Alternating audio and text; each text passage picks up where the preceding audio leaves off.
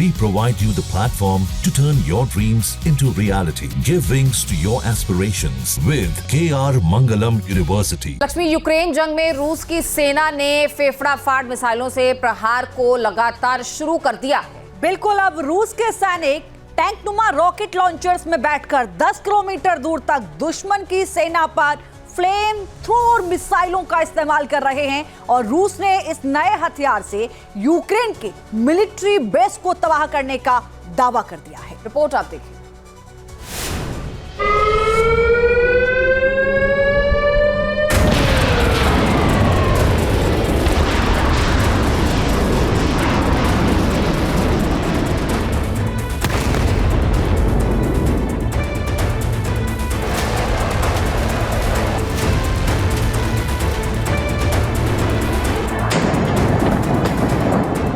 फेफड़ा फाड़ मिसाइल गरजी, तबाही बरसी।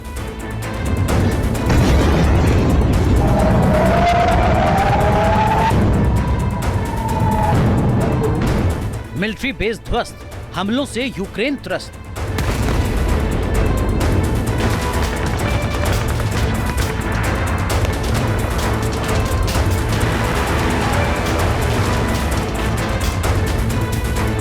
कांप उठा पोल्टोवा, कीव पर सबसे बड़ा हमला।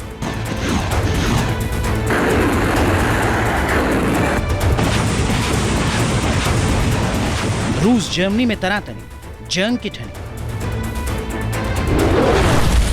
पोलियन से लुत्सक तक अग्नि धधक रही है। यूक्रेन के गांव शहर पर तबाही बरस रही है। महासमर ठना है। पुतिन के फ्लेम थ्रोअर प्रहार से यूक्रेन कांप रहा है। मिडनाइट अटैक ने कीव को दहला दिया है। इमारतों को आग का गोला बना दिया है।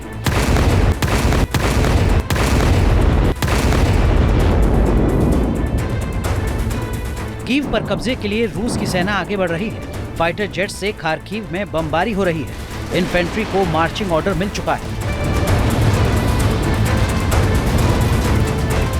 काले सागर से पोलैंड बॉर्डर तक हर तरफ बारूद की गंध है। रूस के हमलों का डर यूक्रेन के लोगों के जहन में बैठ गया है। कीव का कोई भी कोना अब सुरक्षित नहीं बचा। यूक्रेन के आसमान पर रूस की ड्रोन और मिसाइलों का कब्जा है। महासमर में अब फेफड़ा फाड़ तबाही हो रही है। रूस ने यूक्रेन के मिलिट्री ठिकानों को पूरी तरह तबाह करने की ठान ली है।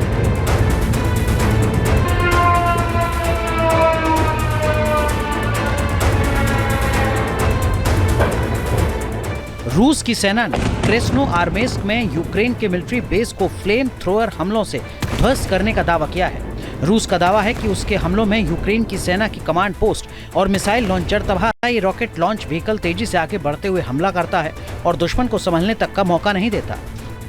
रूस का फ्लेम थ्रोअर TOS-1A 10 किलोमीटर दूर तक सटीक प्रहार करता है। हर सेकंड 2 रॉकेट लॉन्च कर यह हथियार दुश्मन को संभलने तक का मौका नहीं देता। 60 किलोमीटर प्रति घंटे की रफ्तार से आगे बढ़ते हुए TOS-1A वाहन दुश्मन की फ्रंट लाइन को ध्वस्त कर देता है। इस नए हथियार से जंग का रुख मोड़ने का दावा किया जा रहा है। रूस की सेना ने आर्टिफिशियल इंटेलिजेंस वाले ड्रोन के बाद जंग में अब ये नया हथियार फिर से उतारा है। इस बार हमले ज्यादा गंभीर हैं, जख्म ज्यादा गहरे दिए जा रहे हैं। रूस को अब लगने लगा है कि यूक्रेन युद्ध को खत्म कर देने का यह सही समय है, क्योंकि वर्ल्ड जियोपॉलिटिक्स इस तरह के उलझ चुकी है कि रूस अब इस युद्ध से निकल सकता है और अपनी शर्तों पर निकल सकता है। इसी वजह से आप देखेंगे कि रूस ज्यादा हमलावर है।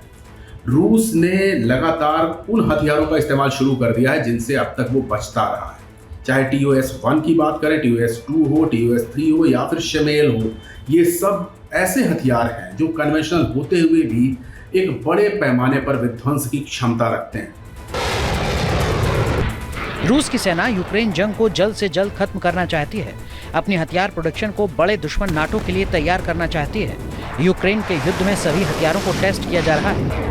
Team news nation.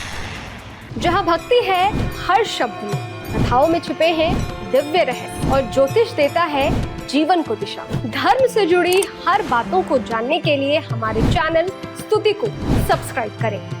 चैनल पर जाने के लिए इस लिंक पर क्लिक करें।